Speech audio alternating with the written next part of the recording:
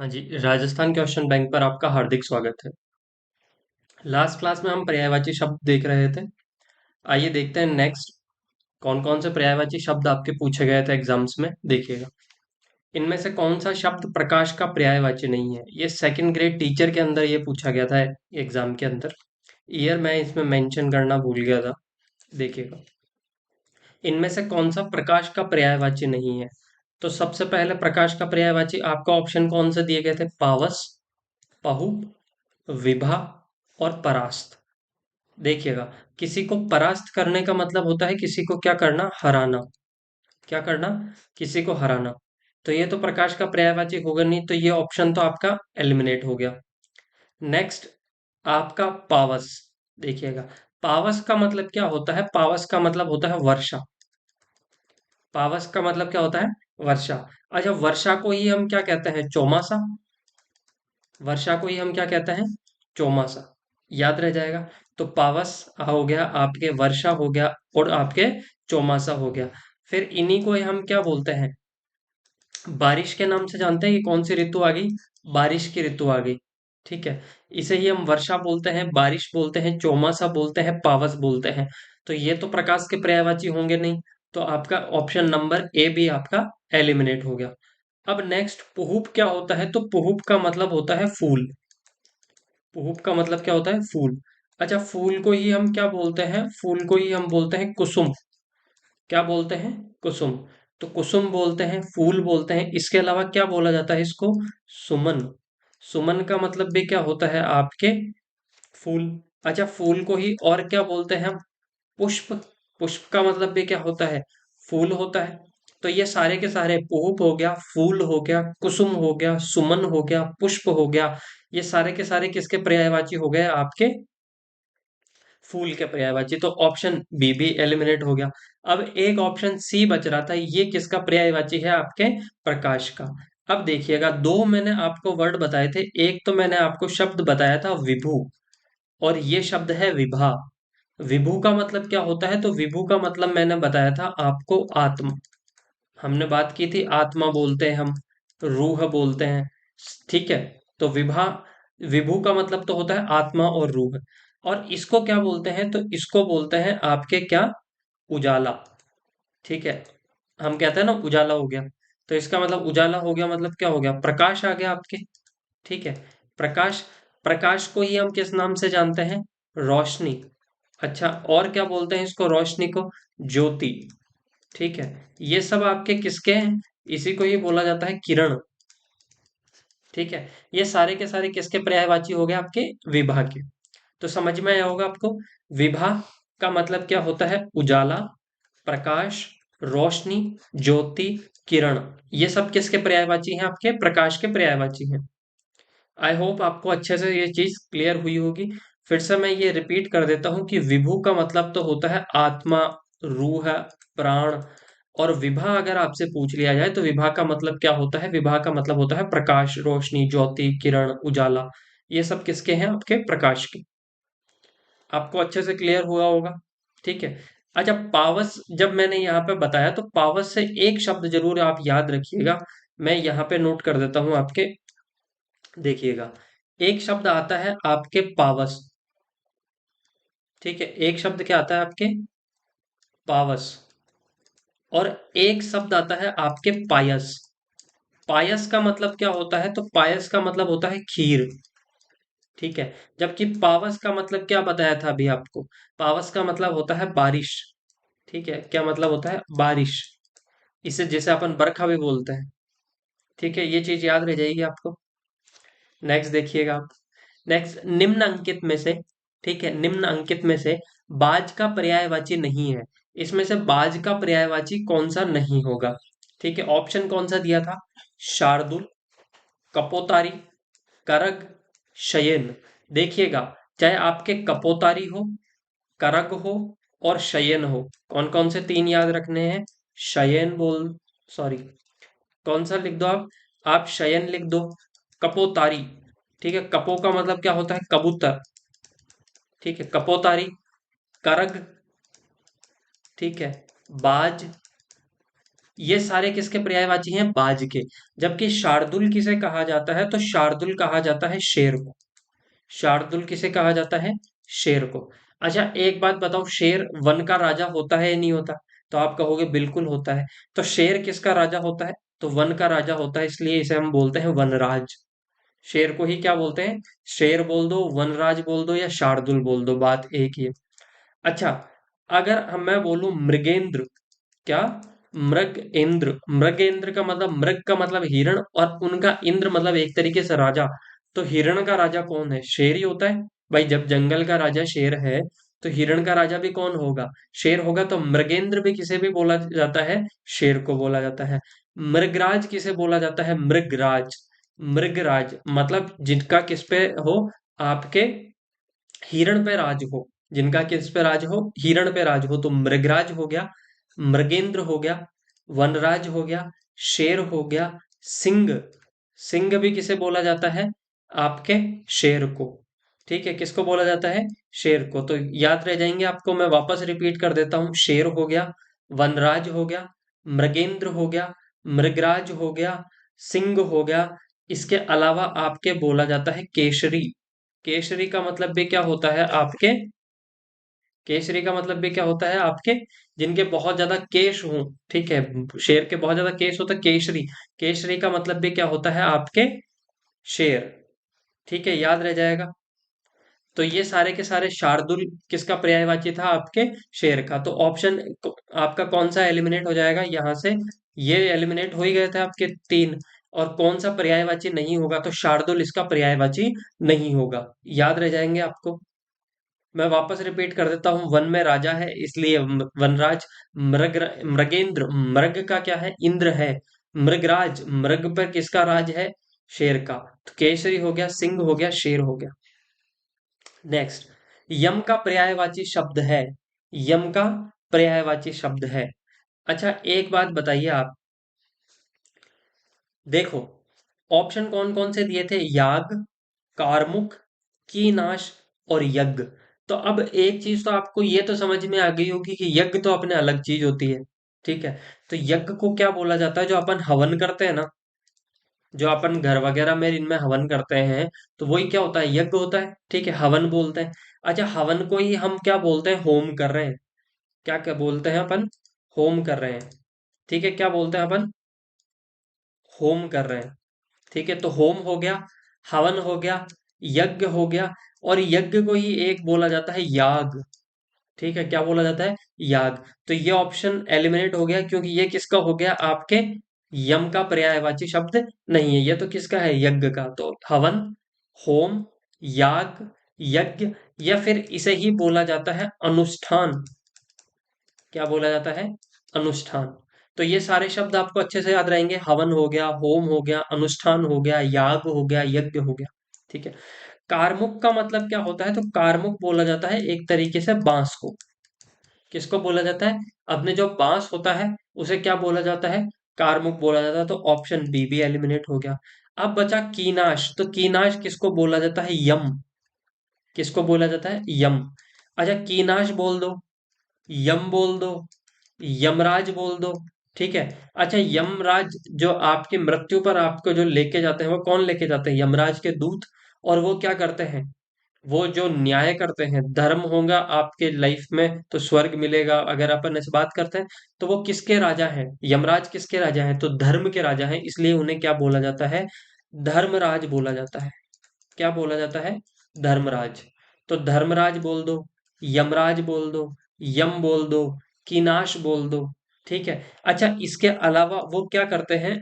आपको जीवितेश, क्या बोला जाता है? जीवितेश। भाई जीवित प्राणियों के लिए तो ईश्वर ही है। ठीक है, जीवितेश। तो जीवितेश भी किसे बोला जाता है? यमराज को बोला जाता है। और ये किसके पुत्र हैं? तो यमराज है सूर्य पुत्र। किसके पुत्र हैं? सूर्य पुत्र। तो इन्हें क्या बोला जाता है? सूर्य पुत्र के नाम से भी जाना जाता है।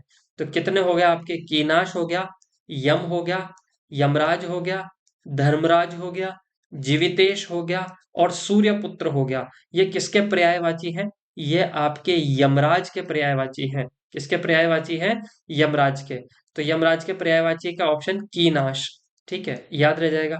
अच्छा, एक इनके लिए एक शब्द और बोला जाता है, वो बोला जाता है कृतांत। क्या बोला जाता है? कृतांत। भाई आपका जो क्या कर दे, अंत कर दे। भाई शरीर का अंत कौन करता है? यमराज जी करते हैं, तो कृतांत बोला जाता है। कृत एक तरह से किए हुए का अंत कर दे, ठीक है, तो कृतांत का मतलब होता है यमराज। ठीक है, ये सारे इंपॉर्टेंट है, तो इसमें से आप कृतांत जरूर याद रखिएगा, कीनाश आप याद रखिएगा, और जीवितेश याद रखिएगा। अदरवाइज धर्मराज, यमराज, ये तो आपको याद रह ही जाएंगे।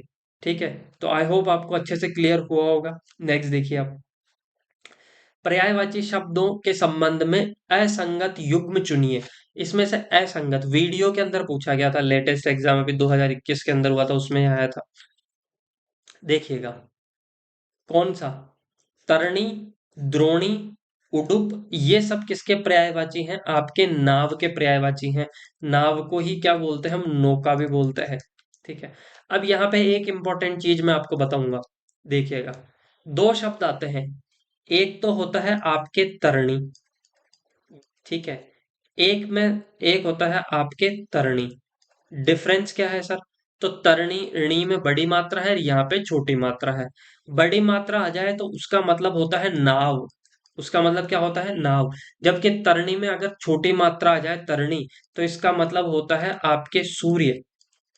क्या मतलब होता है? सूर्य। तो दोनों याद रखिएगा, शब्द युग में आ सकता है आपके, तरणी नाव होता है, और तरणी अगर छोटा नहीं आ जाए तो वो सूर्य होता है। अब देखिएगा आपके अबसार, इंदुमणि, प्रवाल, मोती, ठीक है, ये सब किसके पर्यायवाची हैं? ये सब के सब मोती के पर्यायवाची हैं। किसके पर्यायवाची हैं? मोती के पर्यायवाची हैं। तो ऑप्शन आपका ये सी तो क्या है? सही है। ठीक है, सी सही है, ए भी सही है, तो ये भी ऑप्शन एलिमिनेट हो गया, सी भी एलिमिनेट हो गया। अब देखिए, सलील बोला जाता है आपके किसको? पानी को। सलील किसको बोला जाता है? पानी को। और सलील एश, मतलब सलील एश, एश है ना, तो एक तरीके से पानी का भगवान कौन है? पानी किसके अंदर रहता है? तो वो समुद्र के अंदर रहता है, तो ये सही है।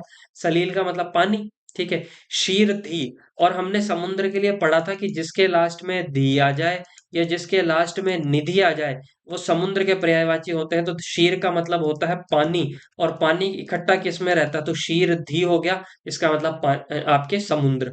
अर्णव भी किसे बोला जाता है? समुद्र को। और समुद्र के लिए एक मैं वापस आपको बता देता हूं, वो होता है पयोधी। ठीक है, तोयधी, ये हमने सबने समुद्र के पढ़े थे। ठीक है, समुद्र के पढ़े थे। अम्बुधि पढ़ा था हमने, समुद्र का पर्यायवाची। ठीक है, ये तो समुद्र के पर्यायवाची थे आपके। तो ये ऑप्शन डी भी आपका एलिमिनेट हो गया। अब देखिएगा, पूछा किसका गया है? ये सारे के सारे दिए गए हैं बलराम को। ठीक है, और यहाँ पे क्या बोला है? पाश हस्त, जिसके हाथ में क्या रहती है? पाश रहती है। पाश किसके हाथ में रहती है? यमराज। आपने देखा होगा ना कि यम के हाथ में कोड़ा रहता है, उसे ही बोलते हैं पाश एक तरीके से। तो पाश हस्त किसका पर्यायवाची है? यमराज का। कृतांत हमने पढ़ा था, कृतांत किसका पर्यायवाची है? यमराज का। जबकि यहाँ पे दिया किसका है? बलराम का। तो ये असंगत है, यहाँ पे सही नहीं है, तो ऑप्शन बी आपका यहाँ पे करेक्ट हो जाएगा। आई होप आपको बहुत अच्छे से समझाया है, बहुत अच्छे से आपको ये याद रहेगा। तरणी और तरणी में डिफरेंस याद रखना है आपको। पाश हस्त किसके हाथ में रहता है? और कृतांत किसे बोला जाता है? ठीक है, तो ये बोला जाता है यमराज को। यमराज के लिए हमने बहुत पढ़े थे, अभी धर्मराज पढ़ा था हमने। इसके अलावा कौन कौन से पढ़े थे?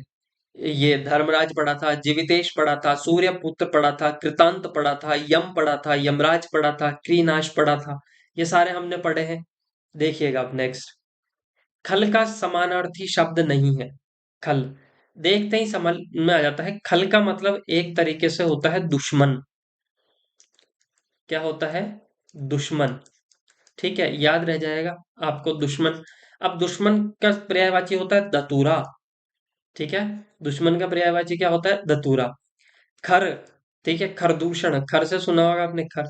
ठीक है, इसके अलावा अधम, अधम भी किसे बोला जाता है? ठीक है, अधम जो दुष्ट प्राणी होता है, ठीक है, दुष्ट हो गया। इसके लिए एक शब्द हम यूज करते हैं, नीच।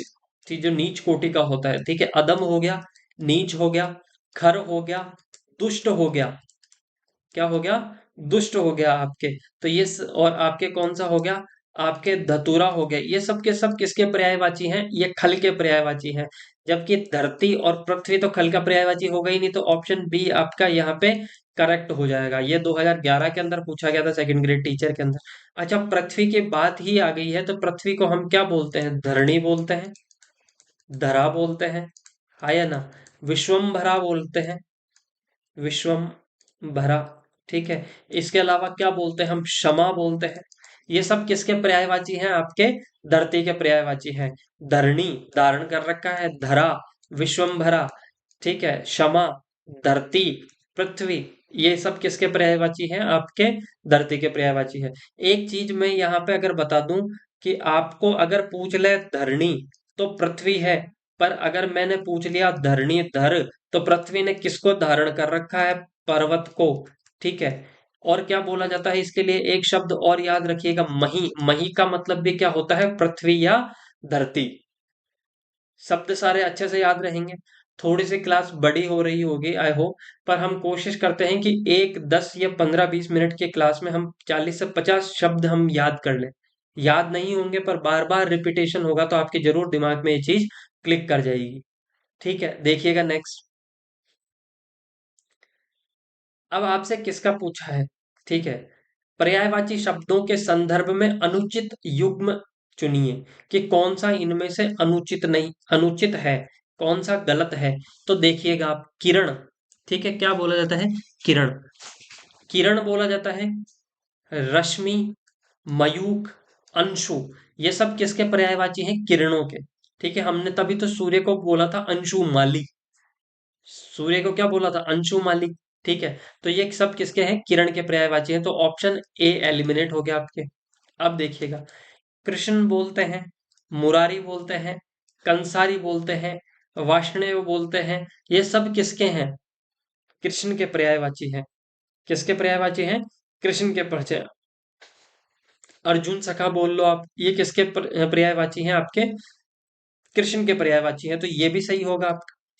कोवा हो गया, करट हो गया, पिशुन हो गया, बलिमुख हो गया, ये सब किसके पर्यायवाची हैं? आपके कोवा के, तो ये भी सही है, तो ये भी नहीं होगा, तो ऑप्शन ए सी डी तो आपका एलिमिनेट हो गया। अब देखिए, स्वर्ण का पर्यायवाची क्या होता है? कुंदन। ठीक है। इसी को क्या बोलते हैं हम? सोना। इसी को हम क्या बोलते हैं? इधर लिख देता हूं मैं आपको, देखो, सोना। सोने को ही हम क्या बोलते हैं? कंचन। कंचन को और क्या बोलते हैं? कनक। ठीक है, कनक कनकते सोगुना मादकता है, तो कनक का मतलब क्या होता है? सोना। कंचन का मतलब भी सोना। ठीक है। आप स्वर्ण का मतलब भी आपके क्या होता है? सोना। ठीक है। अगर आपसे पूछ लिया जाए कुंदन, कुंदन का मतलब भी क्या होता है? सोना। अगर आपसे पूछ लिया जाए हिरण्य, हिरण्य का मतलब भी क्या होता है? सोना। पर यहाँ पे क्या दे दिया है इन्होंने? पारावत दे दिया। क्या दे दिया? पारावत। और पारावत बोला जाता है कबूतर को। किसको बोला जाता है? कबूतर, कपोत। ठीक है। ये सब किसके पर्यायवाची होते हैं? आपके कबूतर के पर्यायवाची होते हैं। तो कौन सा युग्म अनुचित होगा? तो ऑप्शन नंबर बी आपका यहाँ पे एलिमिनेट हो जाएगा। ठीक है। सॉरी, ऑप्शन बी आपका यहाँ पे सही हो जाएगा। ठीक है। तो ये किसका आपके कौन सा अनुचित है? तो ये आपका अनुचित है। दो तो आपके सोने के दिए थे, एक आपके कबूतर का दे दिया था। फायरमैन अभी लेटेस्ट 2022 के अंदर ये क्वेश्चन पूछा गया था। नेक्स्ट देखिएगा, कबूतर का पर्यायवाची कौन सा है? तो देखो, कबूतर का पर्यायवाची कौन सा है? तो कबूतर का पर्यायवाची, कबूतर के पर्यायवाची मैं आपको बता देता हूं, ये होते हैं आपके हारिल। ठीक है, क्या? हारिल। हारिल बोला जाता है, कबूतर बोला जाता है। ठीक है। और क्या बोला जाता है? आपके कपोत बोला जाता है। ठीक है। ये सब किसके पर्यायवाची हैं? आपके कबूतर, कपोत, हारिल, ये सब किसके पर्यायवाची हैं? आपके कबूतर के पर्यायवाची हैं। ठीक है, तो ऑप्शन यहाँ पे बी आपका सही हो जाएगा। कोर अपने बोलते हैं, किनारे को भी बोलते हैं कोर। ठीक है, आपके हृदय को भी कोर बोला जाता है। ठीक है। फिर देखिए, आंख का पर्यायवाची कौन सा होगा? आंख का पर्यायवाची थर्ड ग्रेड टीचर के अंदर पूछा गया था 2013 के अंदर। इंपॉर्टेंट मान के चलिएगा, आंख के पर्यायवाची पूछे जाते हैं। अब आंख का पर्यायवाची यहाँ पे कौन सा है? देखो, सहकार। सहकार किसको बोला जाता है? तो ये बोला जाता है आम को, और आम को ही बोला जाता है आपके रसाल। तो ये तो आपका पर्यायवाची नहीं होगा, तो ये ऑप्शन एलिमिनेट हो गया। कुटुच का मतलब क्या होता है? कुट का मतलब होता है घड़ा। कुट का मतलब क्या होता है? घड़ा। और जय का मतलब जन्म लेने वाला। तो जिसका घड़े से जन्म होता है, ठीक है, घड़ा, सॉरी, घड़ा से जिसका जन्म हो जाए, या घड़े से जिसका क्या हो, आपके जन्म हो, तो उसे हम बोलते हैं कुटुच। कुटुच, ठीक है, कुटुच का मतलब क्या हो गया? घड़े से जन्म लेने वाला। घड़े से जन्म, ठीक है, जिसका जन्म घड़े से होता है, उसे हम क्या बोलते हैं? कुटुज बोलते हैं। ठीक है। पिक का मतलब क्या होता है? तो पिक का मतलब होता है किनारा के तरीके से इसका यूज किया जाता है, तो ये भी ऑप्शन आपका एलिमिनेट हो जाएगा। दृग किसे बोला जाता है? दृग बोला जाता है आपके किसको? आंख को। ठीक है। आंख को ही क्या बोला जाता है? लोचन। ठीक है। और क्या बोला जाता है? तो बोला जाता है चक्षु। और क्या बोला जाता है? नेत्र। तो दृग हो गया, आंख हो गया, लोचन हो गया, चक्षु हो गया, नेत्र हो गया, दृग हो गया। ये सब किसके पर्यायवाची हैं? आपके आंख के पर्यायवाची हैं। ठीक है, किसके पर्यायवाची हैं? आंख के पर्यायवाची हैं। तो आंख, दृग, लोचन, चक्षु, नेत्र, ये सब किसके पर्यायवाची हो गया? आपके आंख के पर्यायवाची हो गए। आज की क्लास हम यहीं पे एंड करते हैं। ठीक है। एक अनाउंसमेंट करनी थी कि बहुत जल्दी हम एलडीसी के लिए कंप्लीट हिंदी और कंप्लीट इंग्लिश का कोर्स स्टार्ट करने वाले हैं। आप में से जो जो भी आप में से इंटरेस्टेड है, मैसेज करके, आप कमेंट करके बता सकते हैं कि हाँ, स्टार्ट कीजिए। ठीक है। Thank you so much. Bye bye, take care.